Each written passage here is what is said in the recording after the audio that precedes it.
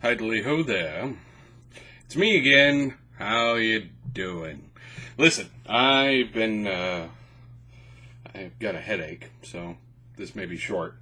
That said, I did have a thought that I wanted to share. Just a brief sort of notion. I've talked about gods and religion before in games, and I thought I'd talk about them again.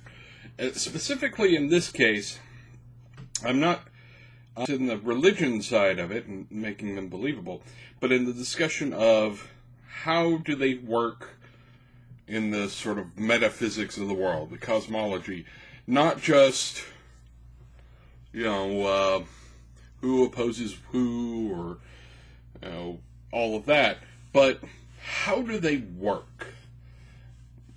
What stimulated this notion was I've been reading the official handbook of the Marvel Universe again recently, and I got to an entry they had on gods, and they talk about what are gods in the Marvel Universe.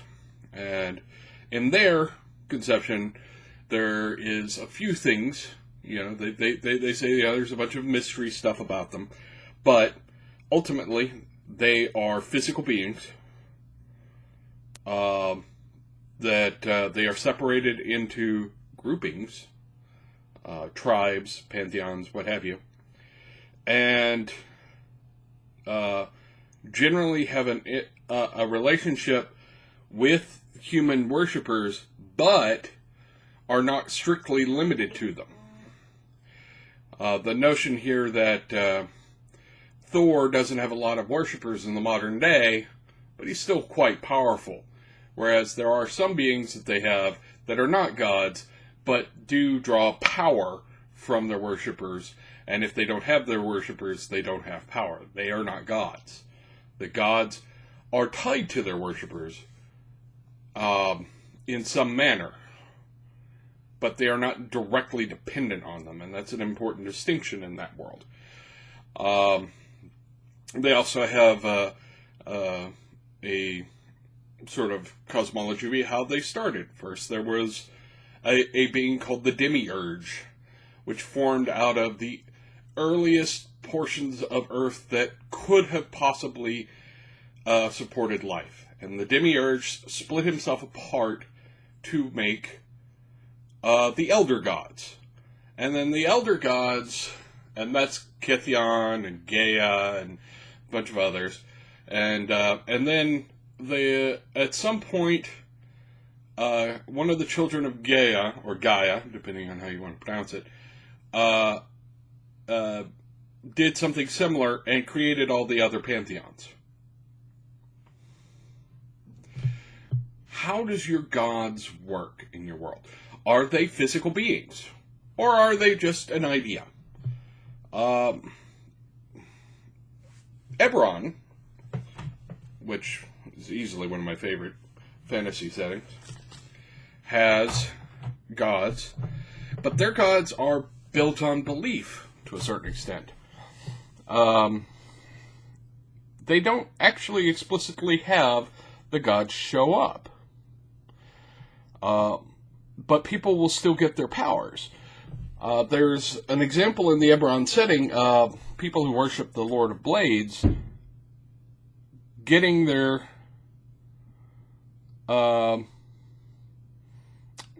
spells. He's not a god. He doesn't get any power from them, but they get power from their belief in him. So clearly there's something else going on there. Some other settings have gods show up as explicit entities. They walk amongst them. Forgotten Realms does this. They have mortals that ascend to being gods.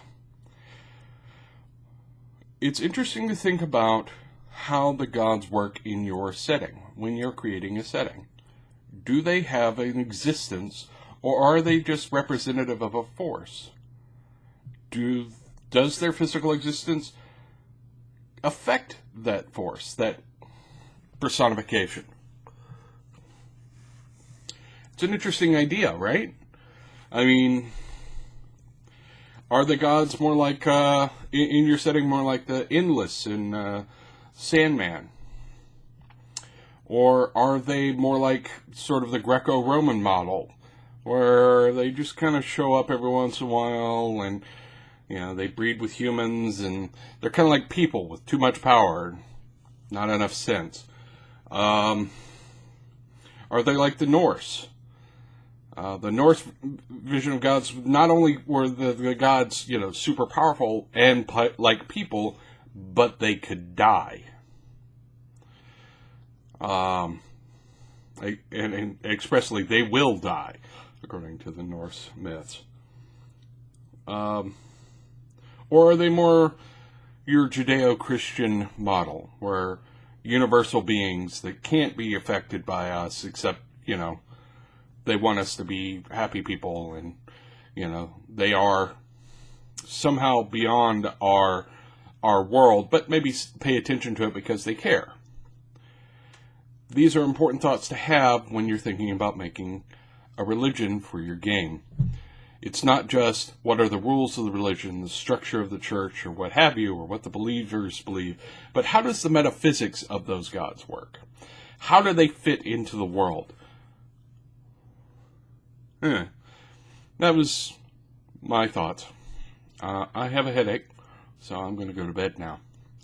I will talk to you tomorrow. Bye.